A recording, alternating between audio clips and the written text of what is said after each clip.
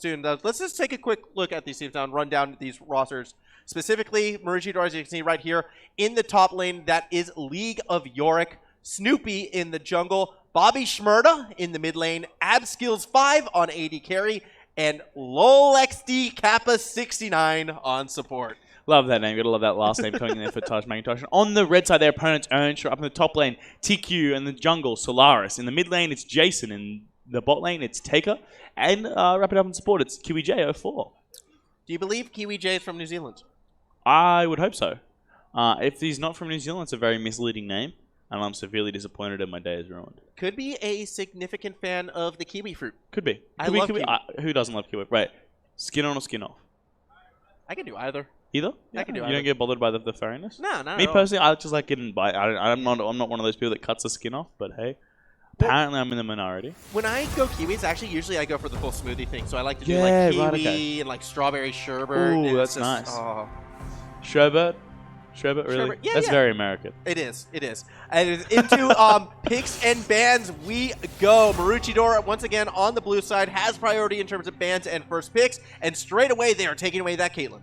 Yeah, Caitlyn taken off the board. One of those really strong bot lane laners, absolutely able to dominate a lane. That extra range she gives you so safe and so hard to play against. I know if I play bot lane, similar to the Brand or Morgana, kind of those bans, you really want to get away. And we see Darius Bender, we saw pop off in that last game. So getting that champion, out of the way, especially in those beginner games, it's definitely one of those champions who newer players can't really deal with because it's very much about spacing and moving around his abilities, which is one of those more difficult skills. See the other half of the bot lane as well, Morgana banned out.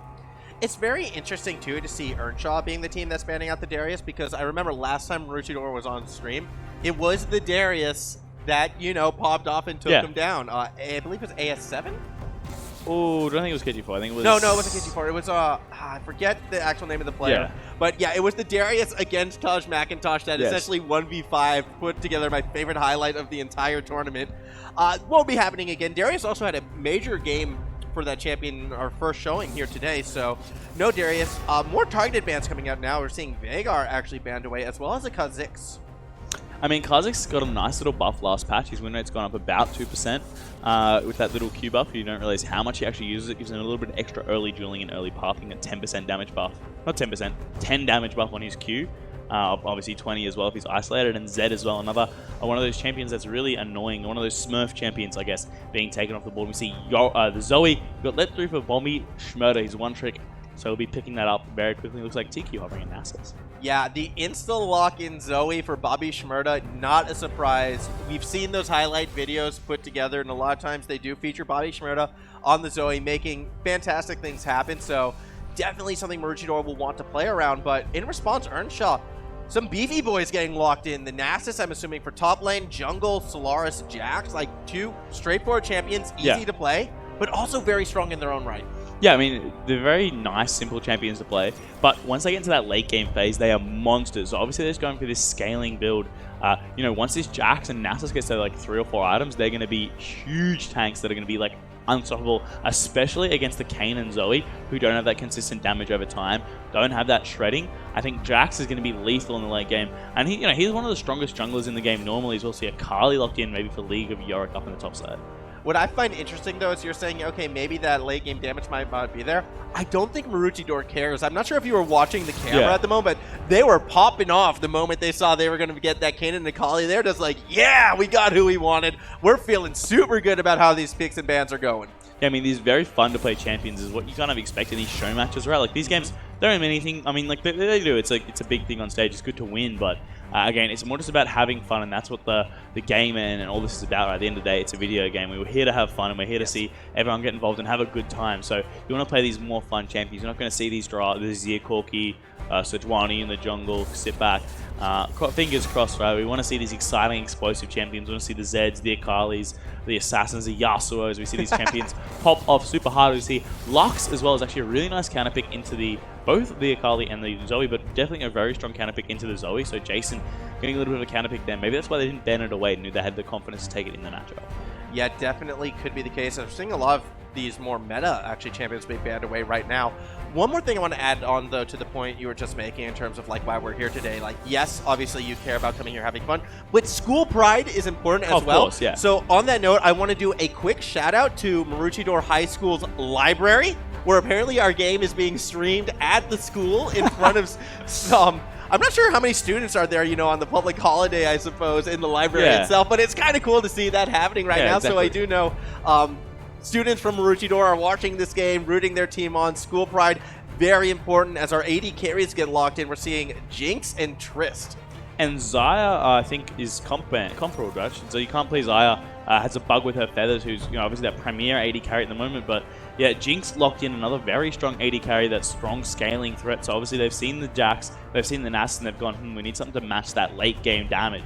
So Jinx is a fantastic pick there, and Rakan as well locked in that support role for LoL XD Kappa 69, giving him that easy way to access into the fights. And if he lands that grand entrance along with the quickness, that's a huge lockdown, a huge CC ultimate, and a fantastic engage tool.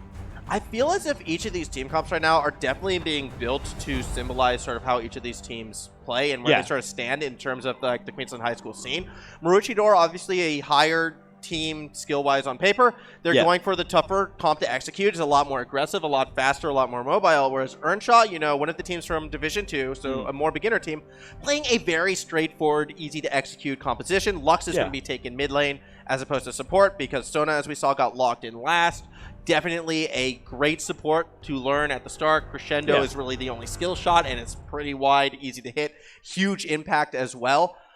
I like what Earnshaw is doing right now. I've always said if you're learning this game as a team, stick to easy to execute, simple team composition. It's very straightforward. Earnshaw very much have a nice, easy sort of 1-3-1 split push comp. Well, they just have a very nice, just simple to execute, just very simple champions. I mean, the comp is kind of broken because Lux and Tristana aren't the best mid lane, you know, to help support those side lanes. I think definitely it's very much late game. Jax, Nasus are just going to 1v2, 1v3 each of the side lanes, and you're going to have to split up and send, you know, 2 members to deal with both of them, and that means you can have a 1-on-3 in the mid lane. So that's going to be very much what the comp and the case they're going for. And I think if they go later into this game and they do fall behind, they could struggle. I mean, the Jinx is still very strong, right, in this late game, and I think in team fights, Maroochydore always going to have the edge just based on the team comp. But I think if Earnshaw, can get ahead and really spread this map across and force them to send 2 or 3 people to try and deal with this Jinx, or not the Jinx, sorry, with the Nasus and the Jax, that could be definitely something where they could start catching out Maroochydore and maybe even take some towers and take the game. I mean, any tower that gets left open as well is going to go down quite quickly, especially with TaecQ on this Tristana. As we are on to the Rift, everybody. Give a big cheer for both Maroochydore and Earnshaw live on the Ekka on stage playing their first game of the day. Yeah, both these teams very exciting on stage, and we start off with a perfectly synchronized double ward, that bot lane synergy looking very nice, instantly knowing exactly what they have to do, putting the ward down exactly at the same time. So well done for the bot lane there for Maroochydore. Also want to point out, love the pool party Zoe Rainbow Chroma. It's a good choice of Chroma. I appreciate that.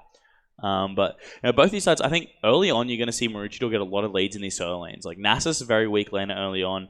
In the bot side as well, that Jinx and the Rakan are very aggressive, and Snoopy's going to want to get his... I mean, Red Kayn's definitely better and gives you that late game insurance against both the Nasus and the Jax, but not getting that means that the Shadow Assassin will be able to one-shot the Tristana, one-shot the Lux, one-shot the Sona as well. So it could definitely change up and go either way depending on what stacks he gets early on, given the fact he'll be ganking against the Lux or maybe even the bot lane as well. Yes, as the violins now. Game 1 we had bagpipes. Game 2, I don't know if it's being picked up over stream. We've got some violins blasting onto the Rift, putting a nice tranquil soundtrack right now for this game. Not a lot of level 1 action happening at the moment, so a bit of a relief right there. If you wanted confirmation, we are live at the Ekka. Yes, I think this is it right now. The bagpipes, the violins, definitely a live event overall. And now getting into this game, I mean, very simple lanes early on. You're going to want to see the bot lane here from the Tristana and the Sona wanting to just shove in early on. Obviously, Tristana with her passive on the E is going to be shoving these waves as soon as she can. And against the Jinx Rakan early on, they're not really going to do anything until they get level 3 and they get all their abilities. In the mid lane as well, see, is BobbyShmurda going for the Electrocute on the Zoe once again. Gives you a little bit more lane presence against the Lux, and since you're only really going to be able to get these burst trades, the Airy, or the Comment or the two other runes you can go for aren't going to have as much of an impact. So you see him getting that poke down on Lux, but overall Lux just really counters Zoe in this lane just because she's able to throw those skill shots through the minion wave, and if Zoe steps to the side to land her Qs, it's very easy for her to grab a root. So it's going to be very hard for Zoe to actually start pushing these waves in and throw the skill shots through the minion waves, which is what she's trying to do. Another thing that I'm finding interesting about this one as well, once again, going back to that jungle path thing, you saw Snoopy opted for just a bot side clear and is already sort of stalking the spot lane. The engage from low Kappa XD does get 2 knockups. Meanwhile, in mid lane, a huge sleepy trouble bubble leads to a lot of burst damage onto Jason. Lol XD looking to further that engage on the bot side will not find much. And in the end, no kills, but a lot of low health bars. Yeah, and barrier burned as well in the mid lane. So it means next time Zoe goes for that extended trade with the Ignite up, he should be able to grab that kill pretty easily. So Jason's going to play a lot safer in this lane. Does still have the flash to dodge out of a Sleepy Trouble Bubble or a Paddle Star that's flying in, but I think if another Sleepy Trouble Bubble lands into this Lux, that's instant death for Jason, unless he gets to back off. Yeah, and I'm curious to see also as well where Snoopy is going to be going next, if he's going to keep stalking that bot side or wait to move top. Solaris on the opposite side in terms of like the jungle rotation did go for a pretty much a straight double buff start, has not yet moved down to that, you know, the Scuttlebug on the top side of the map, which I think is a bit of a misplay, considering Snoopy did leave himself exposed on the bot side of the map. As BobbyShmurda looking for that solo kill, gets the flash out of Jason, and so no flash available, low health bars. Jason has to back, right? Yeah, Jason has to back it. She can't stay and greed for this wave. He will go down to one single Sleepy Trouble Bubble, but BobbyShmurda is actually also out of mana. I don't know if he took Biscuit's secondary, so could potentially get it back, but also if Zoe gets a goodie bag drop, gets another summoner spell or another active, you saw they got the Proto Belt and the Glacial, not the Hextech GLP, so I was able to combo those two items together. Double Hextech items, interestingly enough, the cooldown doesn't count for the actives on the W, so Spell Thief's there proving very effective for the Zoe overall and was able to clear those minions out and get a nice trade. I'm actually surprised Jason decided not to back and is still in lane. Did not get punished for it and is opting to recall now when it's almost safest for him to farm, considering you know, the ward placement. But that's all right. You know, gonna go ahead and reset. So far, it's been a tough matchup for Jason in that mid lane. I'm still waiting for Solaris to get involved. Jax, you know, can on occasion gank pre-6. I don't think it's the worst gank in the world. Oh, but it really relies on vision and understanding map presence. But instead, it's just sort of been like this power farming strat coming out of Solaris at the moment. So instead of, you know, the pre-6, I'm waiting for 6 to see where Solaris will make himself known. Yeah, exactly. And I mean, this Jax is very much one of those champions who has a very versatile playstyle, can do either or, do either thing, has a varied amount of win conditions. The Jax in particular definitely, you know, can hard farm. So as such a strong jungler and why is one of those, you know, one of those recommendations in his S tier, because you have so many different strategies. You can go for an early ganking strategy, given the fact that your stun is, you know, very easy to land CC, good gank setup as well. You've also got, you know, obviously late game scaling for Jax. Engage right here. Counter-Strike does connect on the Snoopy, but does not want to follow up. Flashing out as soon as he jumped in. A huge Luminous Binding hits too, but Earnshaw does not want to pull the trigger and look for this fight. They're giving BobbyShmurda so much respect. Meanwhile, up top, Yorick is actually looking for that solo kill, forcing TaecQ back under tower. Flash is still available. A double knockup from Lol Kappa. That's not going to be too much follow-up there either. BobbyShmurda actually now going for Jason, but the minion block is real. Sleepy Trouble Bubble does not connect. Yeah, you can see that root instantly cancelling out the Zoe. I think that also up on the top side, Yorick on the Akali could have definitely gone for the solo Q, had his ultimate available and Ignite up. So I think Ignite ult and then just instantly casting the second one with the execute damage would have definitely killed him regardless of if he flashed. Because if he flashes away, right, you still have your flash to follow, you still have the second part of your ultimate to follow as well.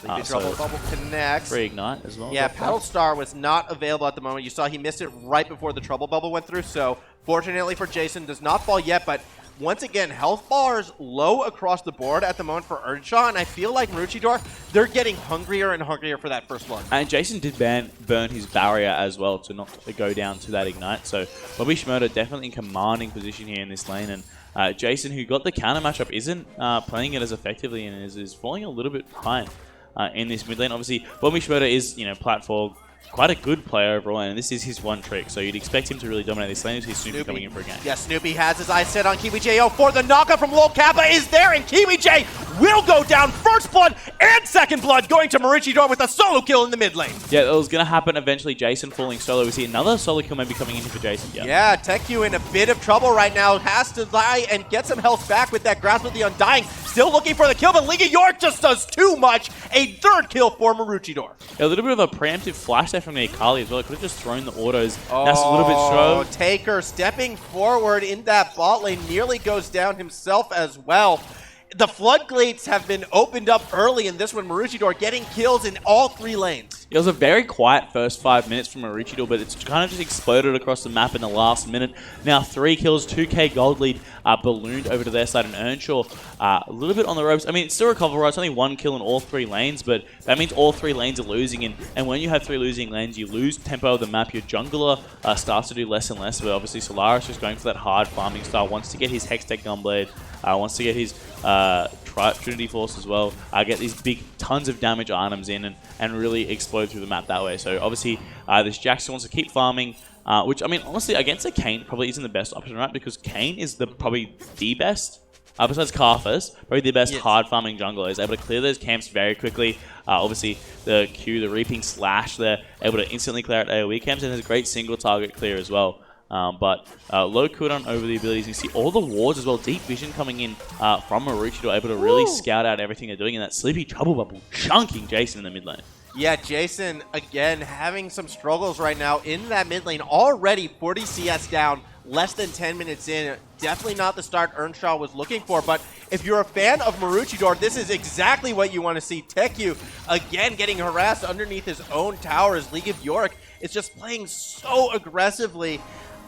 I'm really looking towards Solaris right now to try and bring Earnshaw back, but speaking as experience as a jungler, hold on a minute, Kiwi J gets jumped on, and out comes the ultimate. Another kill for AbSkills. BobbyShmurda has made his way down to the bot side. Sleepy Trouble Bubble not needed. A double kill for AbSkills. Damn, AbSkills is looking big on this Jinx. 3-0 now.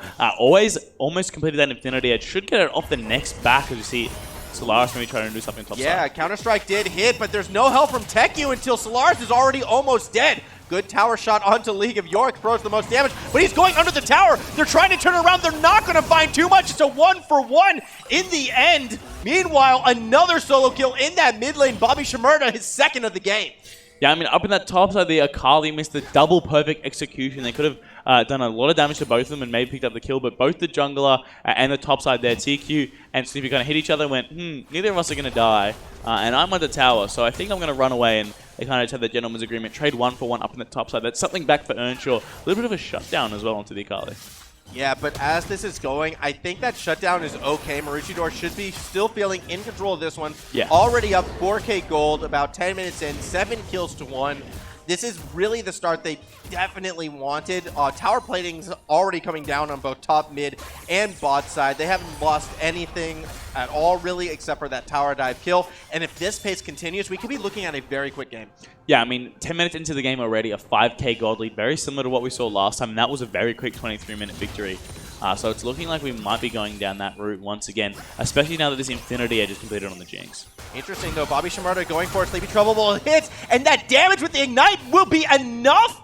Yes, it will! BobbyShmurda does get that kill. Solaris was waiting, trying to find that gank, but too slow on the take. Yeah, a little bit too slow, and Zoe's one of those champions when she's pushed up that far in lane. He's very susceptible to ganks, but unfortunately not enough communication. Jason unable to dodge that CB Trouble Bubble and just went down in time to this Zoe, but at least Solaris was looking for something, right? He's now got that Blood Razor completed. The jungle item is going to have a lot of power here as well. We see TaecQ just taking so much poke damage from Akali. Yeah, TaecQ struggling in lane, but Solaris is here. The Counter-Strike has to be used with the flash in order to get the stun, but with that Shroud down, the follow-up damage isn't there. League of Yorick's going to run down below to try and escape. No flash available anymore. The Wither comes down, and the damage finally follows suit. So a kill picked up by TaecQ, but they give up Ocean Drake for it. Yeah, Ocean Drake traded over, but I still think that's worth it. TaecQ here on this Nasus, you know, he's looking like he's a little bit far behind, but his Nasus is a champion. He's one of those champions who really scales fantastically into the late game, and once he grabs that Trinity Force, once he gets that Frozen Heart done, or whatever item, Frozen Gauntlet as well is another item he really loves. You know, once he gets those items completed, he is an unstoppable god. I mean, he's Susan, right? Yeah. He's absolutely huge, and being unable to take them down, is one of the things that, you know, this Akali will not be able to kill this Nasus once he gets that Triforce completed. And Nasus is something who always falls behind in lane, looks like he's struggling, and all of a sudden he's like 0 and 10, but he has his Triforce, and he just boom, Qs you for like 1,000 damage, and it's just ridiculous how much damage that champion does once he gets his stacks up. What I do like out of Earnshaw as well is they are playing around that top lane, identifying that really as the out for their team composition. Because when you look at the bot lane, Abskill's already with 3 kills over Tristana, completed item against a BF sword. I'm sorry, that lane's pretty much lost at this stage. Oh, yeah. In mid lane, it's even worse. Yes. What's happening? We're looking at a 60 CS differential in under 15 minutes. Again, 3 kills to none. But top lane, where the tanks are, where their late game is, that is where they're putting their effort at the moment. If they can continue to do this, continue to get Nasus scaling, get this split push online, maybe Earnshaw can find a way back into this. But losing Rift Herald, that's going to hurt. Yeah, I mean, that is definitely something that's going to go make Earnshaw's job very difficult, especially pre-14 as well. If they can drop this in the next minute, it means they'll get an extra 300 gold off the tower plating and First Blood tower as well. So it's going to be a big gold lead generated no matter where they drop this Herald. It looks like they might just be instantly walking up to the top side to drop it straight away. Yeah, I mean, that makes sense, right? Try and keep this Nasus down. So a quick rotation up. Snoopy looking for a safe place to do it, but in the end, we'll decide against it. So it's unlikely we're going to be seeing Herald take some platings. A bit unfortunate for Maroochydore. However, they're still sitting on a 5k lead in comfortable position.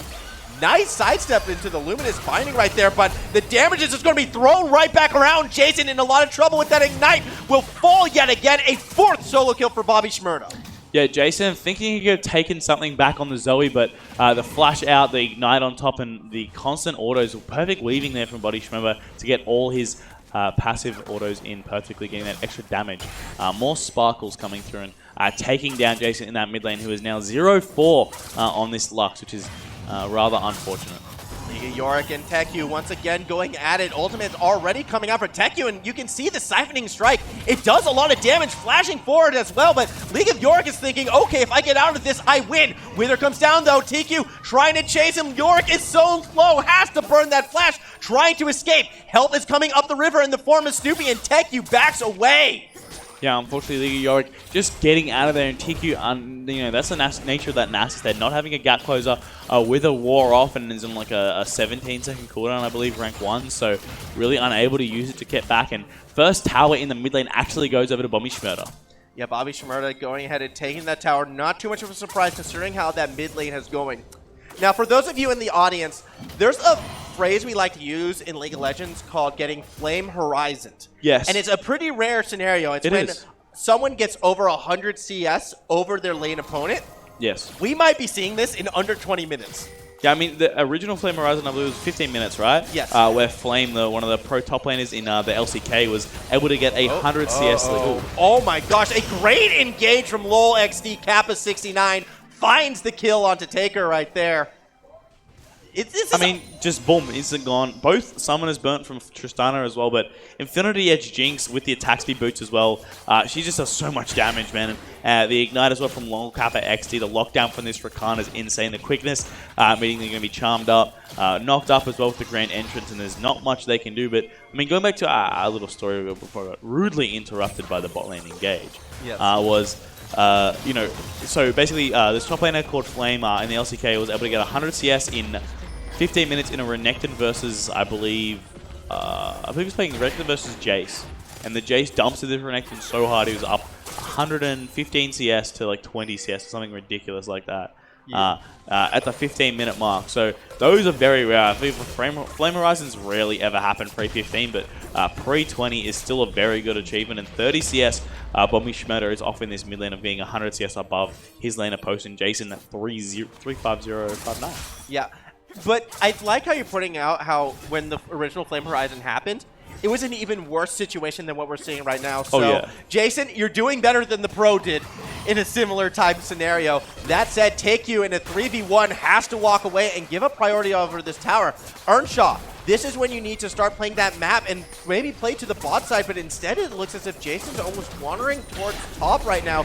They need to be careful because it still will be a 2v3 situation.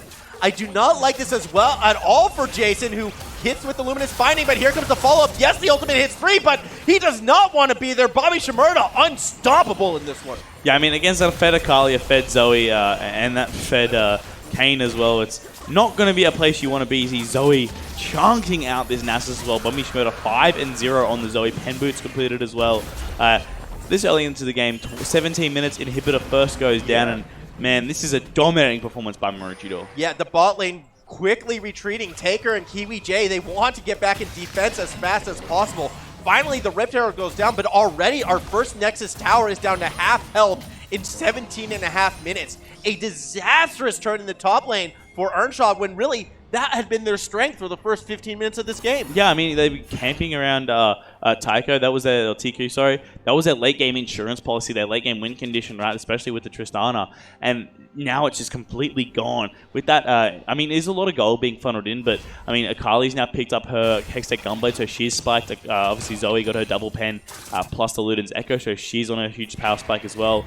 Jinx is only, what, 1,500, 500 gold or so off her Rune's Hurricane with her big spike. Ooh, cheeky escape from Solaris, or is it? Too much damage from 5 members of Maroochydore. Take down this Jax. A second kill is picked up on the backside, so 2 more going Maroochidore's way. They're going to take mid tower. They're going to pressure this mid inhibitor as well. Only 3 members standing for Earnshaw on defense. Can they keep TaecQ alive should Maroochydore siege is the question. TaecQ already taken down so low by BobbyShmurda, but Maroochydore will back away for now. Look, one full-length paddle star by this Zoe will literally one-shot both the Sona and the Tristana. She is so strong right now with all that flat pen. The Tristana not even having 1 item completed yet versus Zoe's, 1.5 or 2, even if you count the boots as well.